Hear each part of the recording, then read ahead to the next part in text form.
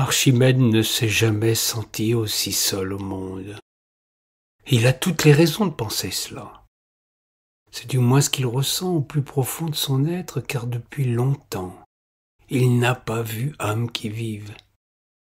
Il ne devrait pas s'en étonner puisqu'il a fait le choix de vivre comme un ermite. Pourtant, il est des indices qui l'inquiètent plus encore.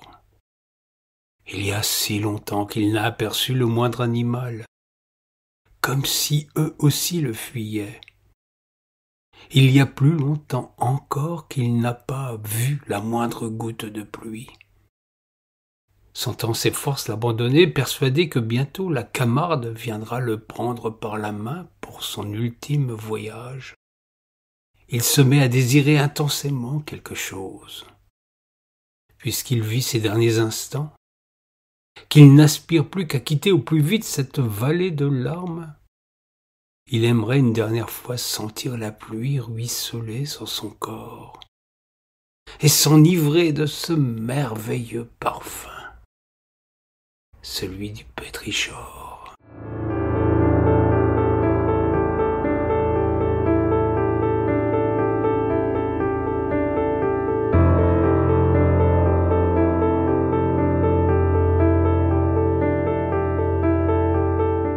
Il n'a plus ni l'envie ni la force de poursuivre ce combat pour sa survie. Ce qu'il a vécu ces dernières années. Le monde allait son train toujours plus vite, toujours plus moderne. Des esprits alarmistes annonçaient des catastrophes climatiques. D'autres haussaient les épaules, persuadés que la science allait une fois encore apporter des réponses et permettre de continuer cette course folle qu'on nommait progrès. Croissance, prospérité. Archimède était plutôt dans le camp des inquiets, de ces petits colibris qui faisaient leur part, refusant de prendre l'avion, ne mangeant plus de viande, utilisant un vélo sans assistance électrique, économisant l'énergie et cultivant son jardin. C'était encore une époque où l'on pouvait respirer à peu près convenablement. Il se souvient de ces quelques vers pleins d'une naïve espérance. Si tu te fais petit colibri, tout comme l'oiseau de la fable, ton action embellira la vie. Nous t'en serons tous redevables. Mon Dieu, qu'il était sot de croire que nous autres, les gueux, les humbles, les manants, nous pouvions infléchir le triste destin de l'humanité. Archimède se désole en ces ultimes instants durant lesquels il fait le bilan de son existence. Il avait lutté, revêtu le gilet vert, nouveau symbole d'une rébellion qui s'acheva dans le sang. Les intérêts en jeu, l'argent, les ultra-riches et leurs séides, tout cela bailaya les ultimes espérances.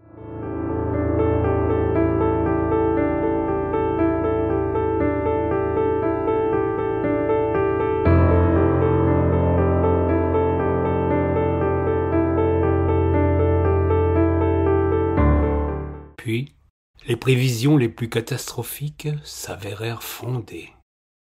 La vie sur Terre devint un enfer.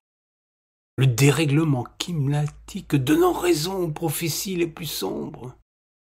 Les victimes ne cessaient d'allonger l'interminable liste des sacrifiés du climat. Ce fut d'abord les exilés, ceux qui fuyaient des territoires devenus inhospitaliers, qui périrent en mer ou sous les balles des soldats, défendant impitoyablement les territoires nationaux d'un Occident préservé encore un temps. Puis il n'y eut plus aucun havre de tranquillité relative.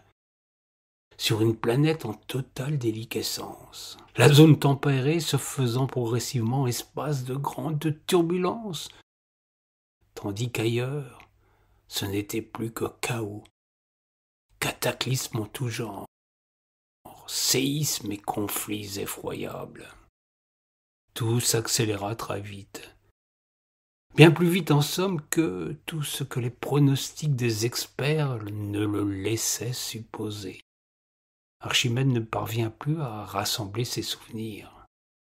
Si son corps le fait souffrir, que dire de son esprit, submergé d'images toutes plus épouvantables les unes que les autres?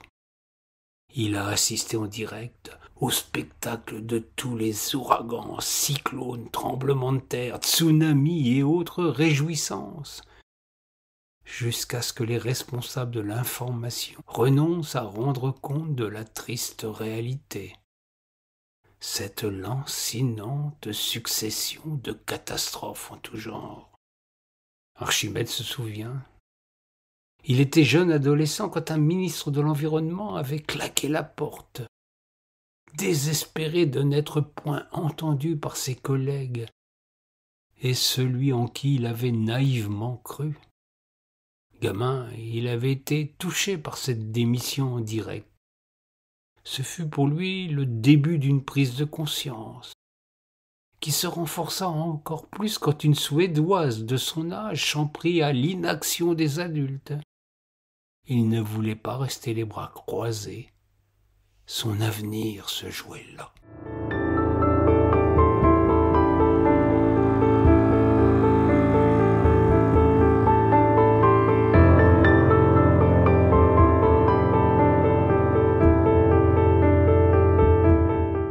Les manifestations, les grèves, les incivilités, les actions violentes, puisque les actes de résistance sévèrement réprimés n'y firent rien, tout cela fut inutile. Le système était plus fort. Le bras séculier le défendit jusqu'à la folie meurtrière. La cécité ou bien la folie poussait tous les dirigeants à défendre l'indéfendable, à ne rien changer de cette course en avant vers le néant. Archimède en pleurait encore de rage. Quand il pensait à ses ultimes années, lorsqu'il eût encore été possible d'infléchir ou pour le moins d'atténuer l'inexorable qui se pointait à l'horizon. Puis tout bascula dans l'incontrôlable. Tous les maux semblèrent se donner la main. Les tempêtes, les inondations, les guerres de religion, les pandémies, un tableau apocalyptique qui eut, il faut l'avouer, un premier effet bénéfique.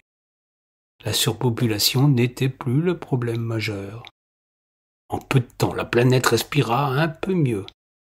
Moins de 2 milliards d'humains. Il y avait forcément un peu plus de place et beaucoup moins de pollution. Hélas, la machine était lancée. Il n'y avait plus personne pour inverser la course folle vers le néant.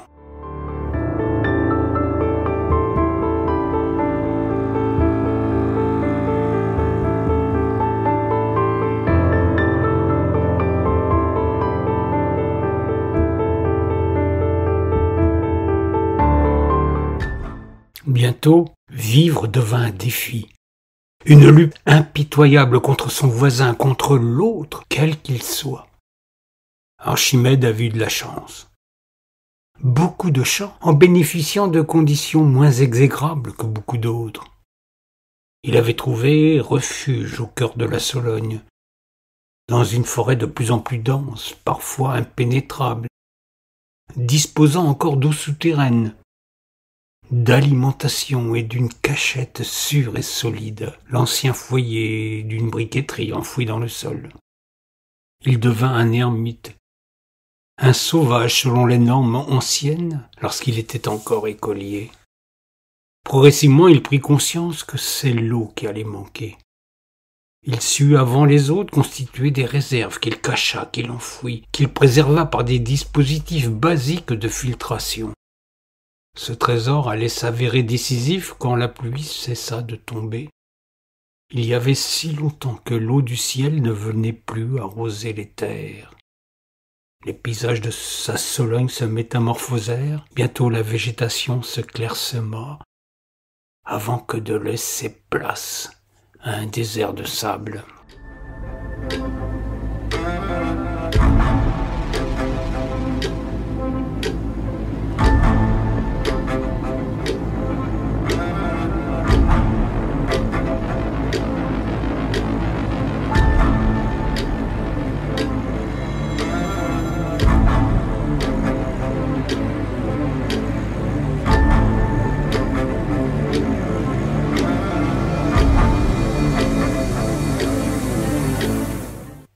n'avait plus rien à craindre.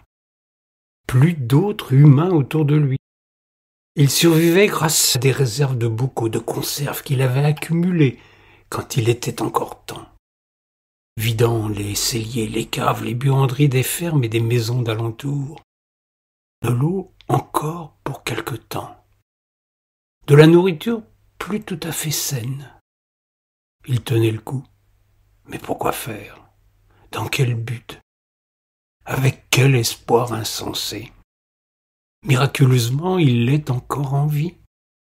Il avait repoussé sans cesse l'idée d'en finir simplement pour une seule et unique raison. Un motif ténu, absurde sans doute, dérisoire plus sûrement. Il désirait partir en retrouvant une dernière fois cette merveilleuse odeur dont il n'avait cessé de se griser quand il était enfant. Le pétrichor, la terre mouillée après l'orage qui exhalait cette senteur incomparable, unique, entêtante, envoûtante. Pour lui, le mécréant, il s'est persuadé que si le paradis existe, on y profite en permanence de ce parfum divin. Oui, il résiste pour une odeur. Seul survivant dans son coin de terre, c'est ce qui lui donne la force de vivre encore. Comme une bête peut-être, mais porteur d'un désir qui le maintient dans l'état d'humain. Il attend un miracle. Une pluie qui viendrait humecter ce sol aride, chauffé à blanc par un soleil de plomb.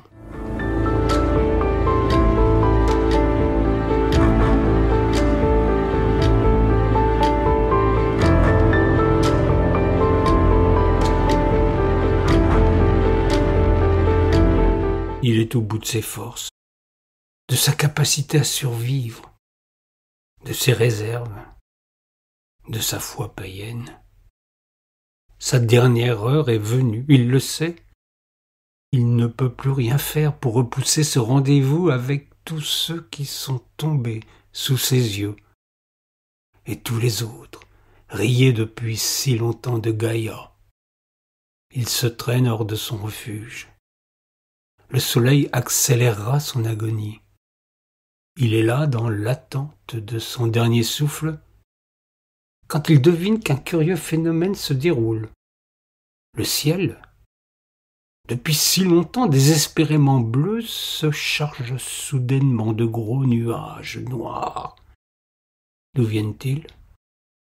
Il n'en a pas la moindre idée. Il ressent une risée, un brusque infléchissement du vent, un souffle chaud, électrique presque. Il se surprend à prier, devinant l'impossible, le réclamant de tout son être. Il y a un éclair, et l'orage éclate. Bref, violent, égaré sans doute dans cet endroit où l'eau a déserté pour toujours, et où rien ne peut expliquer sa survenue. Se redresse, incrédule, fou de joie, oui, il sent enfin ce parfum qu'il espérait depuis si longtemps. Tout là-haut dans les cieux, quelqu'un sans doute, ou bien quelque chose de plus mystérieux encore, célèbre solennellement la fin de l'Homo sapiens. Le bruit de ce dernier coup de semonce est terrible. Il y a alors une minute de silence profonde, pesante, sans le moindre bruit parasite. Archimède ne tremble pas. Il sait. Le pétrichor accompagne le témoin ultime de l'histoire de l'humanité. Archimède meurt, le visage lisse, un sourire figé à jamais sur le dernier représentant de ce qui fut jadis l'espèce humaine.